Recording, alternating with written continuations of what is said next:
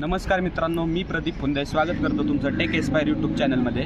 तर आज मी इथं आलेलो आहे VIIT कॉलेजमध्ये CETच्या मुलांचे रिव्ह्यू घेण्यासाठी। तर ठीक आहे, चला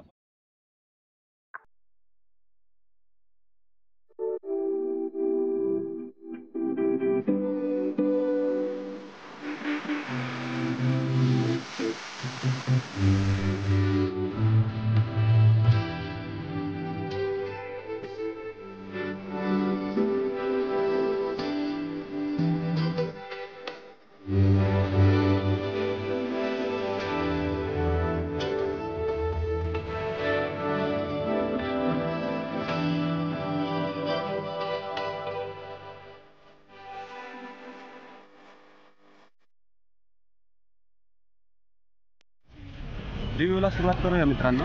तर मित्रांनो, तुझं नाव काय? निनाद माने। तर ठीक आहे, मला सांग, आता तुझा CETचा पेपर होता, कसा गेला? काय म्हणशील तुझ्या पेपरबद्दल? केमिस्ट्री सोपं होतं, मॅथ्स थोडंसं टफ आलं। ओके। आणि तुझी प्रिपरेशनबद्दल काय सांगशील? कुठून प्रिपेअर केलं तुझं? मी क्लास लावलेला, हो, ऑफलाईन क्लास आणि ऑनलाईनमध्ये यूट्यूब काय याचा रेफरन्स घेतला होता का? थोडा यूट्यूबवरनं रेफरन्स घेतला। बरं, सगळ्याच यूट्यूबर्स जेवढे टीचर आहेत यूट्यूबवर सगळ्यांकडनं थोडं ओके चालतं। तर आता जे फ्युचर आपले CET ॲस्पिरंट आहेत, काय सांगशील त्यांना? कसे टिप्स काय देशील? मी एवढंच सांगेल, 11वीपासून जी तयारी असते ती 11वीपासून चालू ठेवायची। हो, 11th स्किप नाही करायचं। आणि 12thमध्ये पण स्टार्टिंगपासनं, म्हणजे ज्यापासून स्टार्ट होतो सिलेबस त्यापासून जर प्रॅक्टिस ठेवली सम सॉल्व करायची तर काय अवघड झालं। आणि आता समजा तुला नक्की तुझी ड्रीम ब्रांच कोणती किंवा ड्रीम कॉलेज कोणतं? माझ्यासाठी ड्रीम ब्रांच पुण्यातलं CET आणि CS त्याच्यामध्ये। CS। तर मला असं तुला प्रश्न विचारायचा की भरपूर मुलं सध्या CS, IT, NTC टेक ब्रांचेसकडे जातात। मग तुला काय वाटतं याच्याबद्दल? टेक ब्रांचेसकडे जायला पाहिजे की कोर ब्रांचेसवर पण फोकस करायला पाहिजे?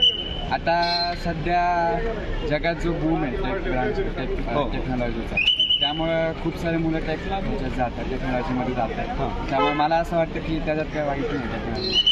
ओके, ठीक आहे। तरी आता मला सांग, समजा 200 मार्क्सचा पेपर होता, किती मार्क एक्सपेक्ट करतो? मी करतो 120। चालते, धन्यवाद मित्र। ओके, तर काय सांगाल तुमच्या पेपरबद्दल? आता कसा पेपर ओवरऑल अच्छा था, बट फिजिक्स थोड़ा सा। ओके। आणि त्याच्यात PYQ रिपीट झालं की नव्हतं? म्हणजे भरपूर मुलांचं असतं की फक्त PYQ करायचं, तर त्याचा काही फायदा झाला की नाही? हाँ, PYQ में से कुछ आए थे, बट वो मतलब फॉर्मूलाज अगर हम करें ना तो बहुत बेटर है। और केमिस्ट्री के बारे में क्या कहना चाहते हैं? केमिस्ट्री अच्छा था, फिजिक्स थोड़ा डिफिकल्ट था, मैथ्स भी अच्छा था। तो क्या कहना चाहेंगे आपके जो फ्यूचर अपने CET एस्पिरेंट है उनके बारे में, मतलब क्या टिप्स देना चाहेंगे आप? मैं तो बस ये देना चाहूँगी कि टेक्स्ट बुक्स रीड करना चाहिए। Text book. ओके। तर मित्र, तुझं नाव काय? आशुतोष। बरं, ठीक आहे। आता तुझी CET एक्झाम झाली, तुला कशी गेली CET एक्झाम? मॉडरेट होती। मॉडरेट होती, ठीक आहे। फिजिक्सबद्दल काय सांगशील? केमिस्ट्रीबद्दल काय सांगशील? केमिस्ट्री इझी टू मॉडरेट होतं आणि फिजिक्स मॉडरेट होतं। बरं, आणि त्याच्यानंतर तू कसं प्रिपेअर केलं होतं तुझ्या एक्झामसाठी? एक्झामसाठी PYQs केलेले, कन्सेप्ट म्हणजे PYQs रिपीट झाले कन्सेप्ट। तुझ्या CET एक्झामची सध्या तुझी जी शिफ्ट होती 21 तारखेची, तिला किती रेट करशील आउट ऑफ 10? डिफिकल्टी 7. ओके, तर किती मार्क्स एक्सपेक्ट करतो तू 200 पैकी, म्हणजे तुझ्या अंदाजाने? 200 पैकी मिनिमम 90. तर ठीक आहे मित्रा, धन्यवाद। आपण आत्ताच बऱ्याच मुलांचे रिव्ह्यूज घेतले। काही मुलं ठीक आहे, कॅमेरा पुढे येण्यासाठी थोडेसे घाबरत होते, त्यांच्या मनात भीती होती। पण मला जर एक कन्क्लुजन करायचं जर म्हटलं तर जे मी रिव्ह्यूज घेतलेत आत्तापर्यंत, तर पेपर हा एक मॉडरेट टू म्हणजे थोडासा टफ लेवलचा होता। एक जर रँकिंग जर म्हटलं तर 10 आउट ऑफ 8 देऊ शकतो, म्हणजे डिफिकल्टी वाईज। तर काही मुलांचं म्हणणं आहे की बाबा PYQs आले होते, म्हणजे सर्व मुलं तेच म्हणतात की PYQ आलेच होते, तसं पण आपण PYQsवर फोकस करतोय। ओके, तर त्याच्यानंतर मला जर इथं जर मेन काही डिफिकल्टी वाटली असेल, तर मुलांची परेशानी जर वाटली असेल, तर काही मुलं काय करतात, जी आपली गव्हर्नमेंट ID, समजा आधार कार्ड असेल, तुमचं पॅन कार्ड असेल, तर त्याचे झेरॉक्स घेऊन येत आहे। तर मित्रांनो, तसं करू नका। इथं तुमचं आयडेंटिफिकेशन करण्यासाठी ओरिजिनल तुमची ID असणं तुमच्यासोबत गरजेचं आहे। आणि त्याच्यानंतर जो आपलं हॉल तिकीट आहे ते हॉल तिकीटची झेरॉक्स तुम्ही तुमच्यासोबत येताना बाहेरूनच घेऊन या. कारण ठीक आहे इथं स्टेशनरी असते कॉलेजची, झेरॉक्स मशीन असतं, पण सर्वांची एकत्र जर गर्दी केली तर आपल्याला एक्झामला लेट होईल. त्याच्यामुळं तुम्ही फक्त बाहेरून घेऊन या. आणि नंतर जर सांगायचं म्हटलं तर एक्झामचा टायमिंग, तर मुलांना टायमिंग स्ट्रिक्ट फॉलो करा.